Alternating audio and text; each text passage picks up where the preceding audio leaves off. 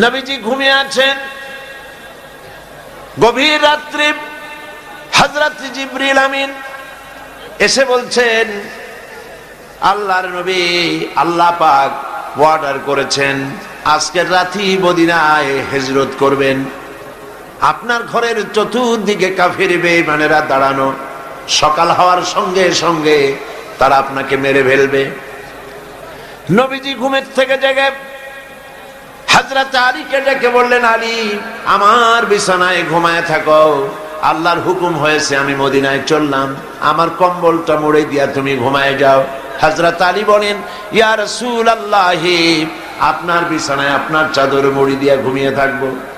সকাল বেলায় কাফির বেঈমানেরা এসে আপনার বিছানার উপরে আপনার চাদর গায়ে দেওয়া অবস্থায় আমাকে মুহাম্মদ সাল্লাল্লাহু আলাইহি সাল্লাম মনে করে আমাকে কেটে টুকরা টুকরা করে বিদায় করে দেবে। আমার মনের মধ্যে কোনো দুঃখ হবে না, কষ্ট হবে না, বরং তৃপ্তি এটাই হবে যে আমি আলীর জীবনের বিনিময়ে আল্লাহর নবী বেঁচে আছেন। নবীজি ঘরের থেকে বেরোলেন, চতুর্দিকে কাফের দাঁড়ানো, হাতে এক মুষ্টি বালু নিলেন, বালুগুলি নিক্ষেপ করলেন। কাফের দাঁড়ানো চতুর্দিকে বালু চলে গেল চতুর্দিকে, এদের চোখের মধ্যে গিয়ে ঢুকলো। কাফেররা চোখ জ্বলতে লাগলো। এই ফাঁকে আল্লাহর নবী বেরিয়ে গেলেন, কাফেররা দেখলোই না কে কখন বেরিয়ে কোথায় গেল। মহান আল্লাহ রাব্বুল আলামিন পরবর্তী সময় নবীজিকে এই কথা স্মরণ করিয়ে দিয়ে বলেছেন, ওয়ামা রামাইতা ইয রামাইতা ওয়ালাকিন্নাল্লাহা রামা।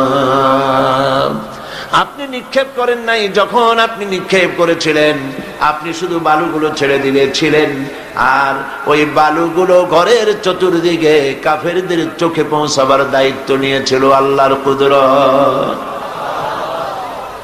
নবীজি বেরিয়ে আসলেন, কাবা শরীফের দিকে বারবার তাকাচ্ছিলেন, আর চোখ থেকে পানি দর দর করে পড়তেছিল। বুখারী শরীফের হাদিসে এসেছে, নবীজি কাঁদতেছিলেন আর বলতেছিলেন, হে কাবা, বড় আশা ছিল তোমার খেদমত করব, তোমার পাশে থাকব, কিন্তু তোমার নিষ্ঠুর সন্তানেরা তোমার পাশে আমারে থাকতে দিল না।